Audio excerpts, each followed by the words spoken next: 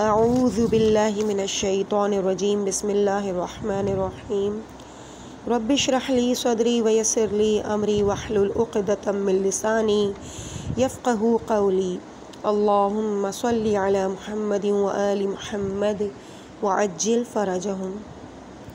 کاشانۂ بصیرت کے انتہائی محترم اور معزز بھائیوں اور بہنوں، السلام علیکم ورحمۃ اللہ وبرکاتہ۔ میں آپ کی ریڈر زہرا علی حاضر خدمت ہوں۔ کتاب ملاقات با امام زمانہ عجل اللہ تعالی فرجہ شریف کی جلد نمبر 1 کے اس پارٹ نمبر 8 کے ساتھ الحمدللہ ہم ریڈنگ کرتے ہوئے صفحہ نمبر 171 یعنی 171 تک پہنچ گئے ہیں، اور حکایت ہے 34۔ واقعہ میں نے مشہد مقدس میں ایک مرد قابل وثوق بنام آقا حیدری سے سنا تھا، لیکن میں نے اس وقت اسے یاد نہیں رکھا تھا۔ اس کو حضرت حجت الاسلام والمسلمین آقا شیخ حاجی محمد رازی نے آفتاب آثار الحجہ میں صفحہ نمبر 80 پر نقل کیا۔ انہوں نے قابل اعتماد لوگوں سے سنا۔ میں اس واقعے کو مختصر کم و زیادتی کے ساتھ اپنے حافظے کی مدد کے ساتھ اس کتاب میں نقل کرتا ہوں۔ آقای حاجی مرزا علی حیدری نے بیان کیا، میں نے یہ واقعہ حجت الاسلام والمسلمین جناب آقا حاج شیخ اسحاق رشتی ابن مرحوم آیت اللہ قائی حاج شیخ حبیب اللہ رشتی سے سنا تھا۔ رشتی یعنی رے شین تے اور چھوٹی یہ۔ اور پھر جب میں شام میں جناب حضرت سیدہ زینب سلام اللہ علیہا کی زیارت کے لیے گیا تھا تو مرحوم آیت اللہ حاجی سید محسن جبلی عاملی کی خدمت میں حاضر ہوا تھا۔ خود انہوں نے بھی بیان کیا تھا۔ آقا محسن نے فرمایا کہ جب حجاز کی سرزمین پر شریف علی کی حکومت تھی، میں اس زمانے میں مکہ مکرمہ گیا، اور پہلے سے ذہن میں یہ تھا کہ اعمال حج بجا لاتے وقت حضرت بقیت اللہ ارواحنا فدا تشریف لائیں گے۔ اس سال آ حضرت کی ملاقات کا بہت زیادہ دل میں خیال تھا، لیکن آ حضرت کی زیارت نصیب نہ ہوئی۔ ارادہ کیا کہ واپس وطن لوٹ جاؤں، لیکن پھر سوچا کہ مکہ اور لبنان کا فاصلہ بہت زیادہ ہے، مناسب یہی ہے کہ مکے میں ہی قیام کروں، شاید کہ آئندہ سال آ حضرت کی زیارت نصیب ہو جائے۔ لہٰذا فیصلہ کیا کہ یہیں ٹھہر جاؤں، لیکن بعد میں بھی کافی مدت تک 5 یا 7 سال تک حضرت صاحب الزمان علیہ السلام کی زیارت نصیب نہ ہوئی۔ اس 5 اور 7 سال کی مدت کے دوران جناب آقا حاجی حیدری کے بارے میں شک تھا۔ اس مدت میں یعنی یہ جو یہاں پر انہوں نے بیان کیا ہے، وہ کہہ رہے ہیں 5 اور 7 سال وہ جنہوں نے ان کو واقعہ بتایا ہے ان کے ذہن سے نکل گیا تھا کہ 5 سال یا 7 سال۔ اس مدت میں مکہ مکرمہ کے حاکم شریف علی کے ساتھ واقفیت ہو گئی، اور کبھی کبھار اس کے پاس آتا تھا۔ وہ مکے کے سادات میں سے تھا اور اس کا مذہب زیدی تھا، یعنی فقط 4 اماموں کی امامت کا قائل تھا، اور یہ آخری سالوں میں میرے ساتھ بہت ہی قریب تھا۔ آخری سال جب اعمال حج انجام دیے تو پھر بھی پہلے کی طرح خیال میں آیا کہ شاید اس سال بھی زیارت سے محروم ہی رہ جاؤں۔ اس بے قراری اور ناراضگی سے بچنے کے لیے مکے کی اطراف میں ایک بلند پہاڑ پر چلا گیا۔ جب پہاڑ کی چوٹی پر پہنچا تو دیکھا کہ سرسبز ہے، اس جیسا سبزہ نہیں دیکھا تھا۔ ذہن میں سوچا کہ اتنی مدت یہاں قیام کے دوران سیر و سیاحت کے لیے یہاں کیوں نہیں آیا۔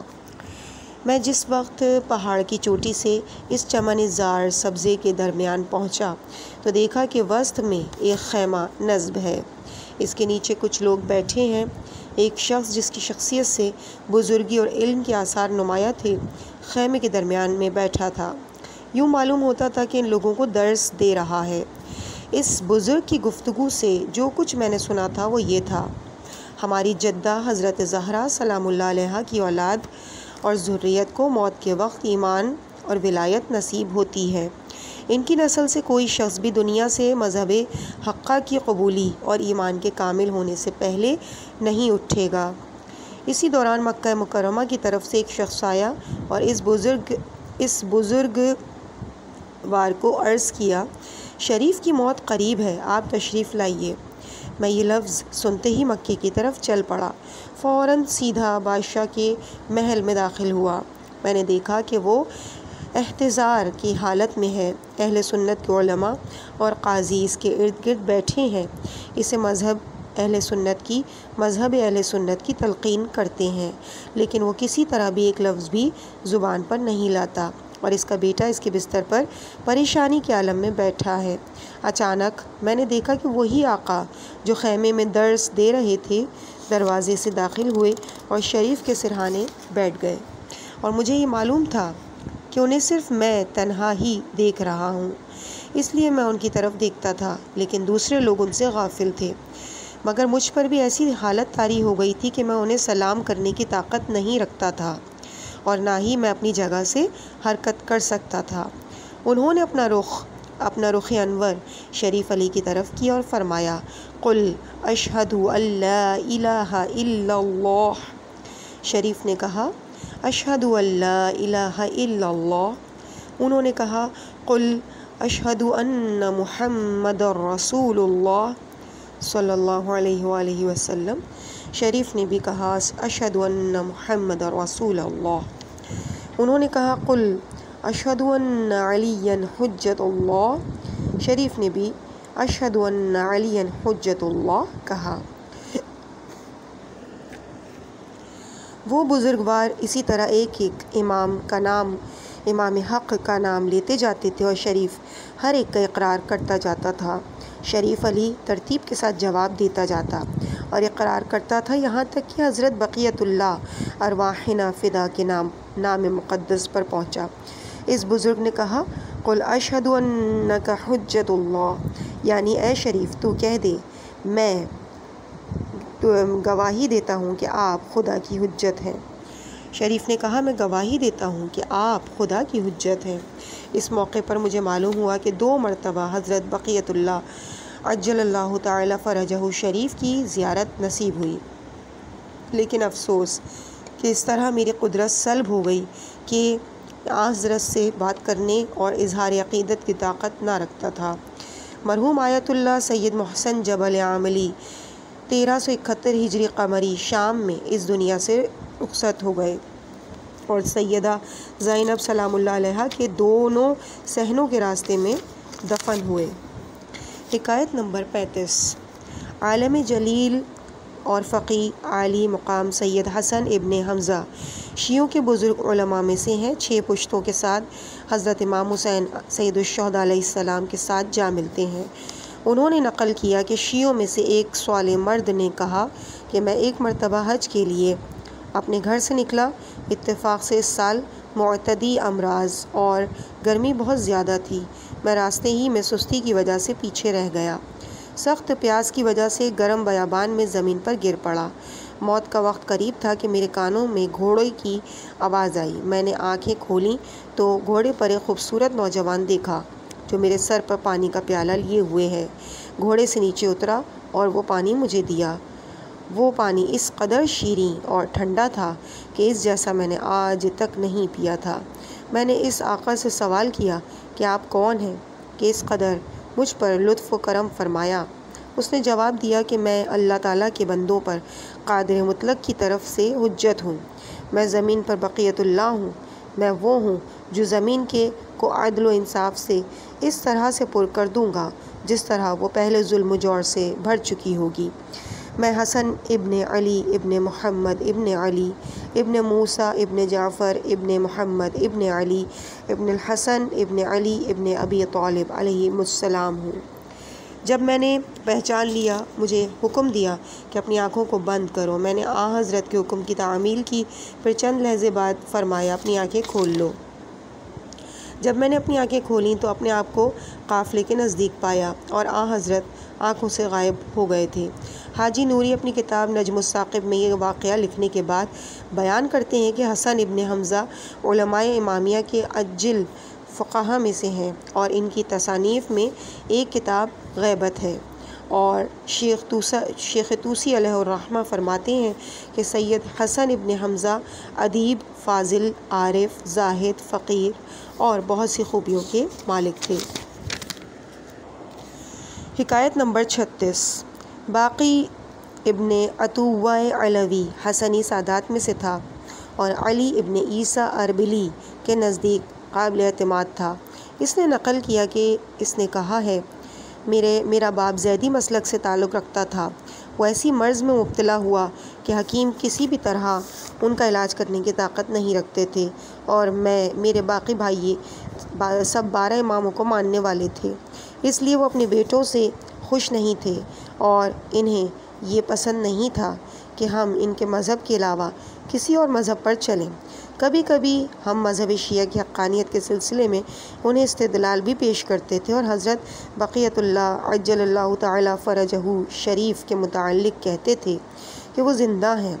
ہمارے والد بزرگوار کہتے تھے کہ اگر آپ اس بات میں سچے ہیں تو حضرت کو کہو کہ آئیں اور مجھے اس مرض سے شفا دیں۔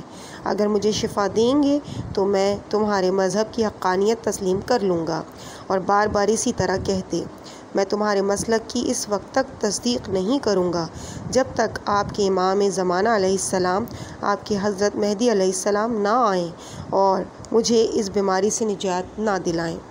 یہاں تک کہ ایک رات کو نماز عشاء کے بعد ہم سب ایک جگہ اکٹھے تھے اور ہمارے والد بزرگوار اپنے کمرے میں بستر بیماری پر تشریف فرما تھے۔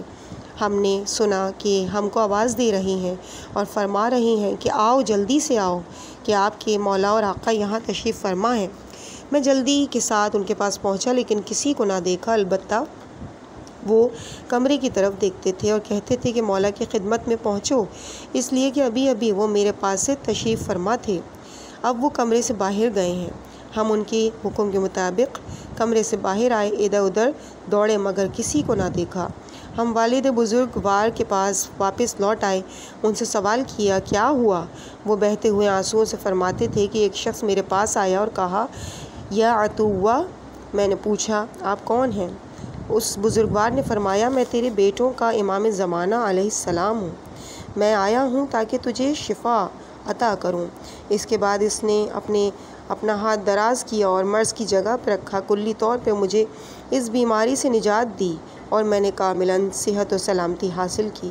اس مرض کے آثار میرے بدن میں بالکل باقی نہ تھے، اس لیے میں سمجھا کہ وہ حضرت امام زمانہ حضرت حجت ابن الحسن علیہ السلام ہی ہیں، اس لیے آپ کو آواز دی کہ حضرت کی زیارت کریں، لیکن افسوس ہے کہ جس وقت آپ آئے اس وقت حضرت باہر چلے گئے۔ مرحوم حاجی نوری اپنی کتاب نجم الثاقب میں لکھتے ہیں کہ علی ابن عیسیٰ اربلی بیان کرتا ہے کہ عطوہ کے واقعے کے متعلق اس کے بیٹوں کے علاوہ دوسرے لوگوں سے کئی دفعہ پوچھا۔ وہ لوگ بیان کرتے تھے کہ ہم نے اس سے پہلے مرض میں مبتلا دیکھا تھا اور زیدی مذہب پر تھا، اور شفا نصیب ہونے کے بعد بھی ہم نے اسے شیعہ اثنا عشری کے مذہب پر زندگی بسر کرتے ہوئے دیکھا۔ اور ضمناً اس موقع پر علی ابن عیسیٰ کہتا ہے کہ مدینہ منورہ اور مکہ مکرمہ کے راستے پر اکثر لوگوں نے حضرت ولی العصر ارواحنا فدا عجل اللہ تعالی فرجہ شریف کی زیارت کی ہے، حضرت کی خدمت میں حاضر ہونے کا شرف حاصل ہوا۔ حکایت نمبر 37۔ اگرچہ حاجی علی بغدادی کا واقعہ کتاب مفاتیح الجنان میں درج ہے اور تمام لوگوں کے ہاتھوں میں ہے، لیکن 3 دلیل کے اعتبار سے لازم سمجھا کہ اس واقعے کو یہاں بیان کروں۔ اول یہ کہ عام طور پر مفاتیح الجنان کو دعا اور زیارت کے قصد سے کھولتے ہیں۔ بہت ہی کم اتفاق ہوا ہوگا کہ کسی نے اس واقعے کو پڑھا ہو، جبکہ طولانی بھی ہے یا اس قدر وقت رکھتا ہے کہ اس میں غور و خوض کرے، لیکن جو کوئی اس کتاب کو اٹھائے گا وہ اسی قصد سے کھولے گا کہ جو لوگ حضرت امام زمانہ علیہ السلام کی خدمت میں حاضر ہونے کا شرف حاصل کر چکے ہیں، ان کے احوال کا مطالعہ کریں اور عادتاً اس کا حوصلہ بھی رکھتے ہیں اور ان واقعات کا مطالعہ کریں۔ دوسرا یہ کہ مفاتیح الجنان میں واقعہ قدیم رسم الخط کے ساتھ لکھا ہوا ہے، لہٰذا قارئین کرام کے لیے بعض مطالب مشکل بلکہ مفہوم بھی سمجھ میں نہیں آتا، اس لیے میں نے لازم سمجھا کہ اس عبارت کو ذرا سا تبدیل کر کے موجودہ رسم الخط کے ساتھ لکھ کر عوام کی خدمت میں پیش کروں۔ سوم یعنی پوائنٹ نمبر 3، اس واقعے کو سند اس قدر درست اور صحیح اور محکم ہے کہ وہ خود انسان کے لیے ایک درس اور منقلب کرنے والی ہے۔ میں اسے نہیں لکھ سکا اور امید کرتا ہوں کہ آپ قارئین کرام بھی اس کی حقیقت سے کاملاً استفادہ حاصل کریں۔ مرحوم حاجی شیخ عباس قمی رضوان اللہ تعالیٰ علیہ فرماتے ہیں کہ مناسب ہے کہ یہاں سعید صالح صفی متقی حاجی علی بغدادی کا واقعہ نقل کیا جائے۔ ہمارے شیخ صاحب نے اس واقعے کو کتاب جنت الماوا اور نجم الثاقب میں درج کیا اور کہتا ہے کہ کتاب نجم الثاقب میں اس واقعے کے علاوہ جو کہ یقیناً صحیح اور اس میں بہت سے فوائد بھی ہیں، نزدیک ترین زمانے میں واقع بھی نہیں ہوا تھا۔ حاجی علی بغدادی نے نقل کیا کہ 80 تومان سہم امام علیہ السلام میرے ذمے تھے، اس لیے میں نجف اشرف گیا اور ان میں 20 تومان جناب آیت اللہ عظمیٰ شیخ مرتضیٰ اعلی اللہ مقامہ کو دیے اور 20 تومان جناب شیخ محمد حسن کاظمینی کو دیے اور 20 تومان جناب شیخ محمد حسن شروقی کو دیے اور فقط 20 تومان باقی میرے ذمے تھے۔ قصد یہ تھا کہ جس وقت بغداد واپس جاؤں گا شیخ محمد حسن کاظمی آل یاسین کو ادا کر دوں گا، اور ارادہ یہ تھا کہ جس وقت بھی بغداد پہنچوں گا انہیں جلدی ادا کروں گا۔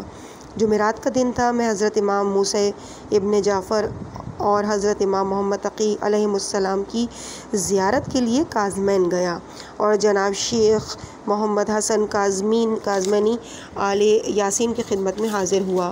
وہ 20 تومان جو موجود تھے ان کی خدمت میں پیش کی اور بقایا کا وعدہ کیا کہ جنس بیچنے کے بعد آہستہ آہستہ ادا کر دوں گا۔ اسی دن جمعرات کے روز عصر کے وقت بغداد جانے کے لیے روانہ ہوا، لیکن جناب شیخ صاحب نے خواہش ظاہر کی کہ ان کے پاس قیام کروں، مگر میں نے عذر پیش کیا اور عرض کی کہ مجھے اجازت دیں، اس لیے کہ مزدور کی پورے ہفتے کی مزدوری شب جمعہ کو ادا کرتا ہوں، لہٰذا بغداد کی طرف چل پڑا۔ جس وقت تقریباً تیسرا حصہ سفر کا طے کر چکا، ایک سید جلیل کو میں نے دیکھا جو بغداد کی طرف سے آ رہا تھا۔ جس وقت میرے قریب پہنچا مجھے سلام کیا اور اپنے ہاتھوں کو آگے بڑھایا تاکہ میرے ساتھ مصافحہ اور معانقہ کریں اور اہلاً و سہلاً کہہ کر مجھے گلے لگایا۔ بہت پیار اور محبت کے ساتھ ایک دوسرے کو گلے لگایا اور ایک دوسرے کو بوسہ دیا۔ اس سید بزرگوار کے سر پر سبز رنگ کا عمامہ تھا اور چہرے مبارک پر ایک سیاہ تل بھی موجود تھا۔ وہ کھڑا ہو گیا اور پوچھا، حاجی علی خیریت تو ہے؟ کہاں جا رہے ہو؟ میں نے عرض کی زیارت کے لیے کاظمین گیا تھا، وہاں زیارت کی اور اب بغداد واپس جا رہا ہوں۔ اس نے فرمایا آج شب جمعہ ہے، آؤ کاظمین واپس چلیں۔ میں نے عرض کی آقا میں واپس نہیں جا سکتا، ممکن نہیں کہ واپس جاؤں۔ اس نے فرمایا واپس چلو تاکہ اپنی جد امجد حضرت امیر المومنین کی بارگاہ میں تیری گواہی دوں کہ تو ہمارے دوستوں اور موالیوں میں سے ہے، اور شیخ بھی شہادت دے گا، ہم دونوں تیری گواہی دیں گے۔ آیت اللہ نے بھی فرمایا اللہ تعالیٰ نے بھی فرمایا کہ 2 گواہوں کو لے کر آؤ۔ یہ گفتگو اس مطلب کی طرف ایک اشارہ تھا جو میرے دل میں پنہاں تھا۔ میں نے دل میں نیت کی تھی کہ جس وقت شیخ صاحب کی خدمت میں جاؤں گا ان سے درخواست کروں گا کہ میرے لیے وثیقہ لکھ دیں اور اس میں شہادت دیں کہ میں اہل بیت عصمت و طہارت کے موالیوں میں سے ہوں اور اسے اپنے کفن میں رکھوں گا۔ میں نے پوچھا آپ اس مطلب کو کیسے جانتے ہیں اور کیسے گواہی دیں گے؟ اس نے فرمایا جب آدمی کسی کا حق اس تک پہنچا دے پس وہ حق ادا کرنے والے کو کیوں نہیں پہچانتا؟ میں نے پوچھا حق کون سا حق؟ انہوں نے فرمایا وہی حق جو میرے وکیلوں تک آپ نے پہنچایا۔ میں نے پوچھا آپ کے وکلا کون ہیں؟ فرمایا شیخ محمد حسن۔ میں نے پوچھا وہ آپ کے وکیل ہیں؟ انہوں نے فرمایا وہ میرا وکیل ہے۔ اتنی گفتگو کے بعد میرے دل میں خیال آیا کہ سید بزرگوار کون ہیں جنہوں نے مجھے میرے نام کے ساتھ پکارا، حالانکہ مجھے پہچانتے نہیں تھے۔ پھر اپنے دل میں ہی کہا کہ شاید وہ مجھے جانتے ہوں اور میں انہیں فراموش کر بیٹھا ہوں۔ پھر اپنے ذہن میں خیال آیا کہ یہ سید حتماً مجھ سے مال سعادت سے کچھ لینا چاہتے ہیں اور بہتر ہے کہ سہم امام علیہ السلام سے کچھ مال انہیں دے دوں۔ لہٰذا میں نے انہیں کہا کہ آپ کے حق میں میرے پاس مال موجود تھا، وہ آقائی شیخ محمد حسن کی خدمت میں پیش کیا ہے، اس کی اجازت سے ہی دوسروں کو مال دینا چاہیے۔ انہوں نے میری اس کلام پر تبسم کیا اور فرمایا، جی ہاں، ہمارے حقوق میں سے کچھ میرے وکلا کو نجف اشرف بھی تو نے پہنچایا ہے۔ میں نے پوچھا، جو مال میں نے دیا ہے وہ قبول ہے؟ فرمایا، جی ہاں۔ میں نے اپنے دل میں سوچا کہ سید بزرگوار کون ہیں جو علماء کو اپنا وکیل سمجھتے ہیں؟ کچھ دیر تعجب کیا اور اپنے آپ کو مخاطب کر کے کہا، البتہ علماء سہم سادات وصول کرنے میں ان کے وکیل ہیں۔ پھر مجھے فرمایا کہ واپس چلو، اکٹھے چلے، میرے جد امجد کی زیارت کرو۔ میں واپس چل پڑا۔ وہ بائیں طرف تھے، مجھے اپنی دائیں طرف قرار دیا۔ اکٹھے کاظمین کی طرف چل دیے۔ ہماری دائیں طرف ایک نہر تھی جس میں صاف سفید پانی جاری تھا۔ مختلف قسم کے درخت، انار، مالٹا، انگور، لیموں وغیرہ تمام میوہ جات ایک وقت میں نظر آ رہے تھے۔ ان کا موسم بھی نہیں تھا، ان درختوں کا سایہ ہمارے سر پر پڑ رہا تھا۔ میں نے پوچھا، یہ نہر اور یہ درخت کیسے ہیں؟ فرمایا، جو کوئی بھی ہمارے موالیوں اور دوستوں میں سے ہو اور میرے جد امجد کی زیارت کرے، یہ سب اس کے لیے ہے۔ میں نے کہا، ایک سوال کرنا چاہتا ہوں۔ فرمایا، پوچھو۔ میں نے پوچھا، مرحوم شیخ عبدالرزاق مدرس تھے۔ ایک دن میں ان کی خدمت میں حاضر ہوا، ان سے سنا، وہ فرماتے تھے کہ اگر کوئی شخص اپنی تمام زندگی دن کو روزہ رکھے، رات کو عبادت میں بسر کرے، 40 حج 40 عمرے بجا لائے، صفا اور مروہ کے درمیان مارا جائے، اگر امیر المومنین حضرت علی علیہ السلام کے موالیوں اور دوستوں میں سے نہیں تو اسے کوئی فائدہ نہیں۔ فرمایا، جی ہاں، اللہ تعالیٰ کی قسم، اس کے لیے کوئی فائدہ اور اجر نہیں۔ پھر میں نے اپنے رشتہ داروں میں سے ایک شخص کے بارے میں سوال کیا کہ کیا وہ امیر المومنین حضرت علی علیہ السلام کے موالیوں اور دوستوں میں سے ہے یا نہیں؟ انہوں نے فرمایا، جی ہاں، وہ اور جو کوئی بھی تیرے ساتھ تعلق رکھتا ہے وہ ان کے موالیوں میں سے ہوگا۔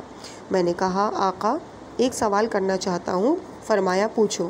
میں نے سوال کیا، مجالس سے امام حسین علیہ السلام پڑھنے والے کہتے ہیں کہ سلیمان اعمش نے ایک شخص سے پوچھا کہ حضرت امام حسین کی زیارت کے متعلق کیا خیال ہے؟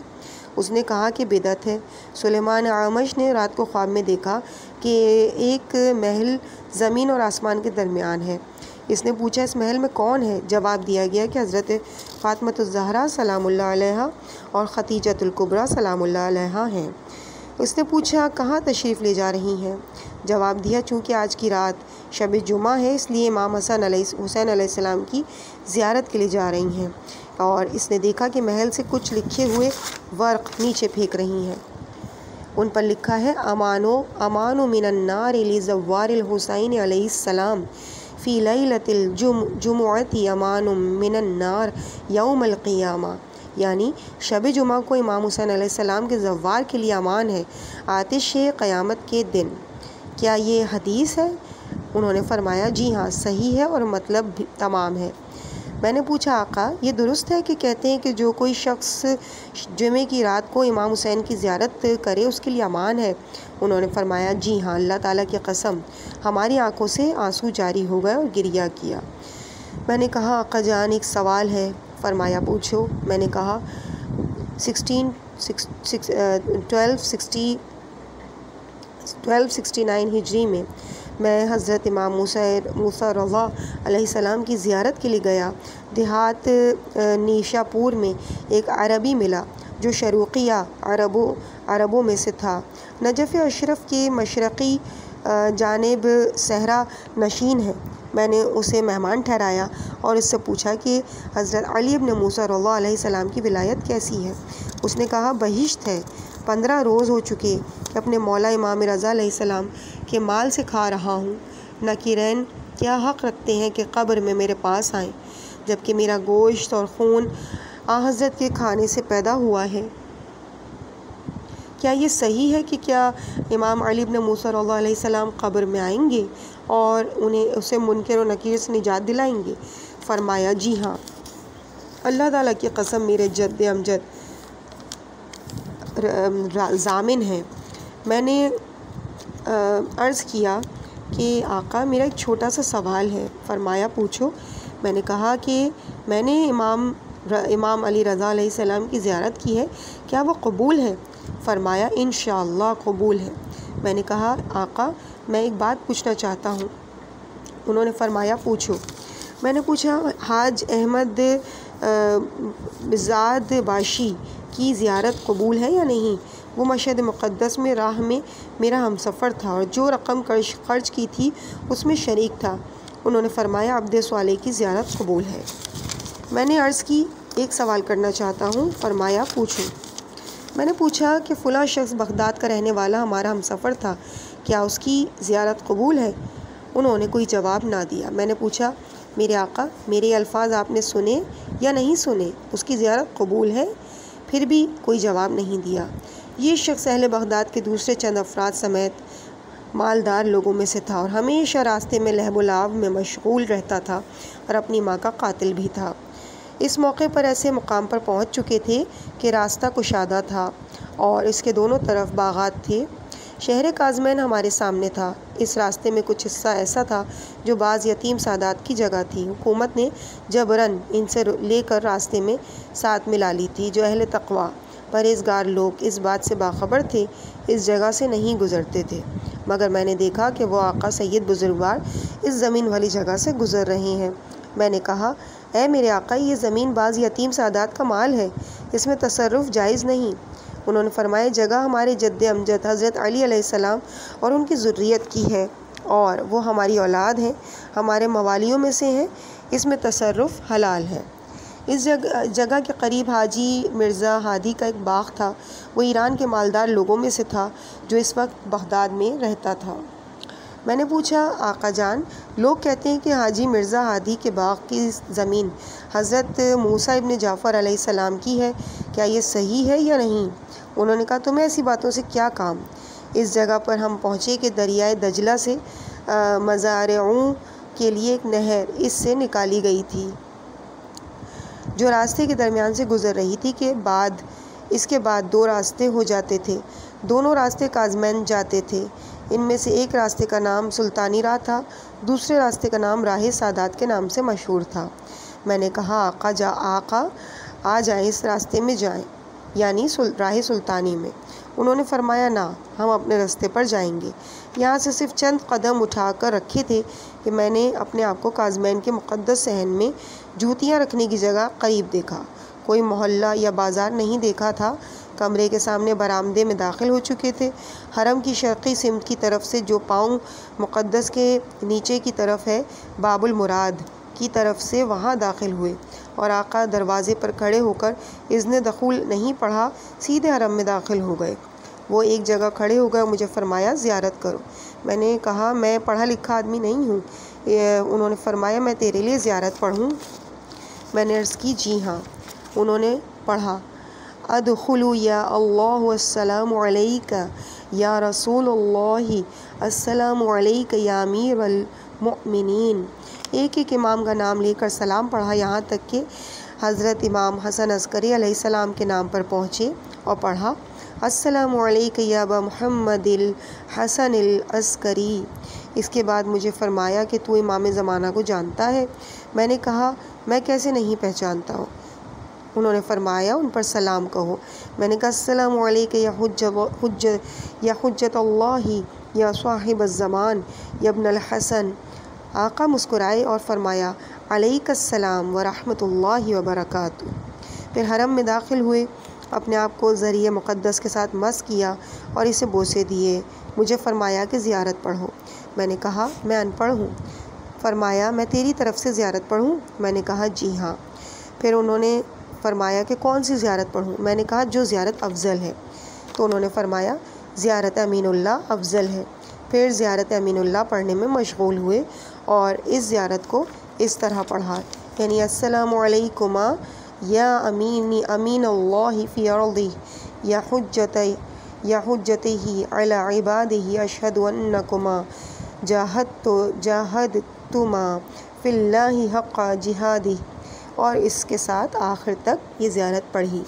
اس وقت حرم کے تمام چراغ روشن ہوئے، یہاں فانوس بھی روشن ہوئے، لیکن میں نے دیکھا کہ حرم میں ایک خاص قسم کی دوسری روشنی بھی موجود ہے جو نور آفتاب کی طرح اس کا نور ہے، جس کی وجہ سے حرم چمک رہا تھا۔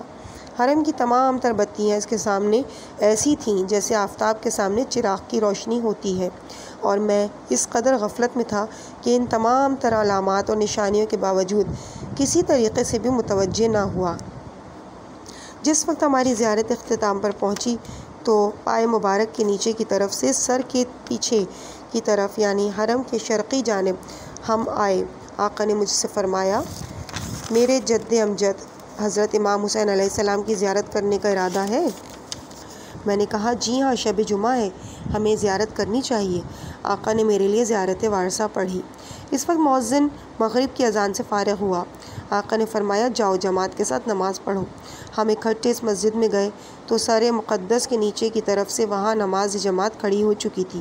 خود آقا تنہا کھڑے ہو کر نماز پڑھی۔ آقا نے دائیں طرف پیش نماز کے مقابل کھڑے ہو کر نماز میں مشغول ہو گئے اور میں پہلی صف میں کھڑا ہو گیا۔ نماز پڑھی۔ جس وقت نماز سے فارغ ہو کر نماز سے فارغ ہو کر نگاہ دوڑائی لیکن وہ نظر نہ آئے۔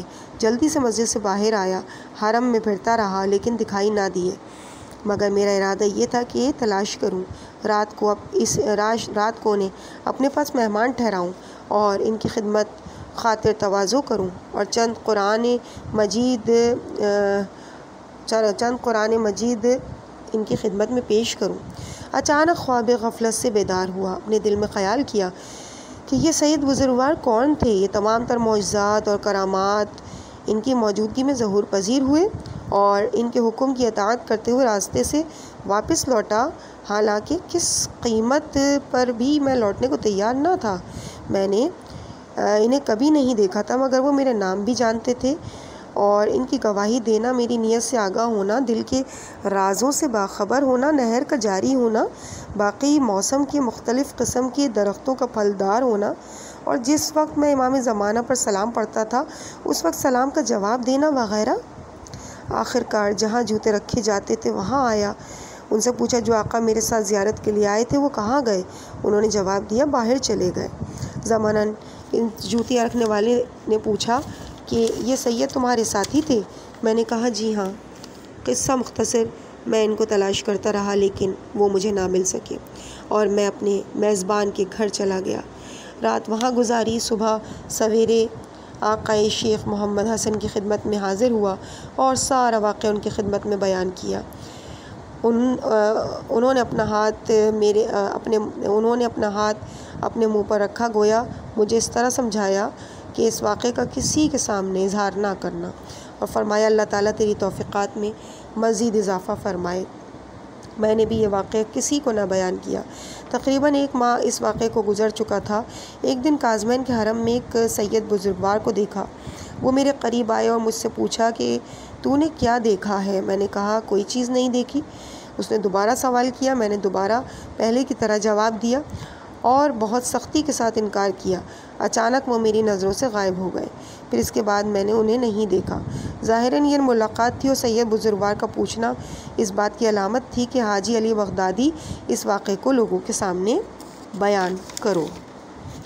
عزیز سامعین، اس مقام پر ہم ریڈنگ کو یہیں پر روکتے ہیں۔ انشاءاللہ اس سے آگے کی ریڈنگ پیج نمبر 196 حکایت نمبر 38 کے ساتھ آپ کے سامنے اگلے حصے میں پیش کی جائے گی۔ مجھے اپنی دعاؤں میں یاد رکھیے گا۔ والسلام علیکم ورحمۃ اللہ وبرکاتہ۔